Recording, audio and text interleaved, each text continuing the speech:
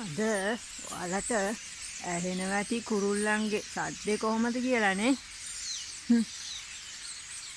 1000කට වැඩි කුරුල්ලු සෙට් එක. කොහමද යන කුරුල්ලෝ? ලස්සනයිනේ. හිතා ගන්න පුළුවන්ද? මොන තරම් ඉන්නවද කියලා සද්දෙන් ඔයාලට.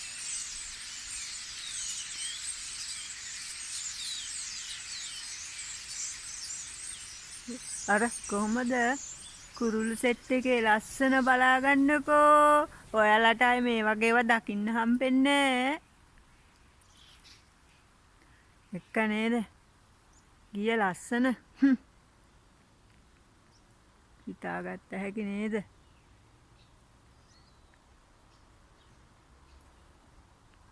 යන්නම ගියා. එයාලා චාරිකාවක් එයා.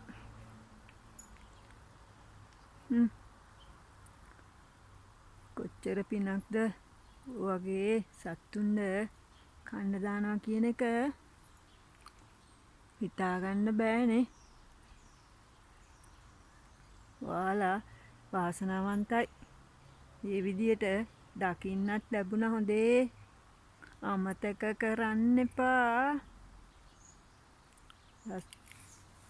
මෙහෙ සෑහෙන්න ගේ කුරුල්ලෝ එහෙම ඉන්නවා. හොඳේ. අපේ මව්බිමේ නම් ගේ කුරුල්ලෝ දැන් වඳ වීගෙන යනවා. දකින්නත් නෑ නේද? ආයෙ නම් දැම්මයි කියලා හිතන්න බෑ. ආයෙ රවුමක්. හොඳේ. ආයෙ රවුමක් ආවොත් මේ පැත්තේ මං ඔයාලට පෙන්නන්නම්කෝ. දැන් ඔයාලා දැක්කනේ කොච්චරනම් ගියාද කියලා. පේනව නේද? හිතාගන්නකෝ. ලස්සල කුරුළු රෑනක්. උදේ පාන්දර මේ වගේ සිරියාවක් දැක්කහම දවසම හරි සතුටක් දැනෙනවා. එයාලා දැන් වෙන දිහාවකට ගියා.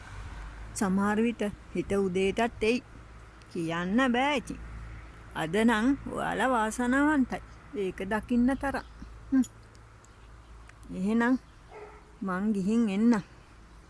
නැවතත් වෙන වීඩියෝ එකකින් හමු වෙනකන්. හොඳේ.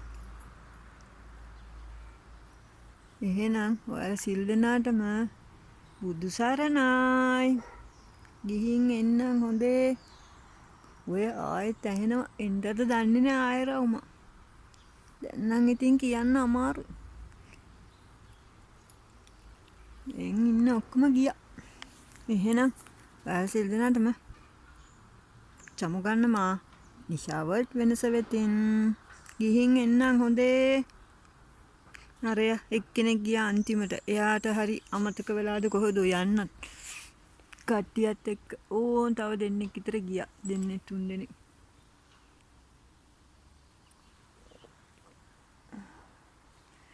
යාලා පස්සේ යන්නේ. එයාලට මේ කට්ටිය අමතක වෙලාද කොහොද? ඒ තරමට වැඩි. ඕන් තව ටිකක් යනවා. දෙන්නේ 3 දෙනෙක් ගියා. ඔහොම අල්ලන් ඉන්නම්කෝ බලන්න. සමහර විට ආයෙත් එනවත් දන්නේ රවුම. ඔය එකෙක් ගියා ආයි.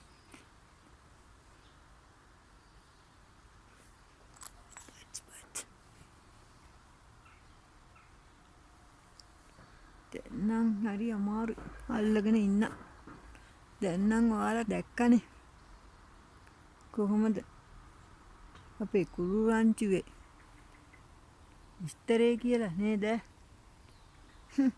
එහෙනම් මං යනවෝ. ආයෙත් එන්නම්. හොඳේ.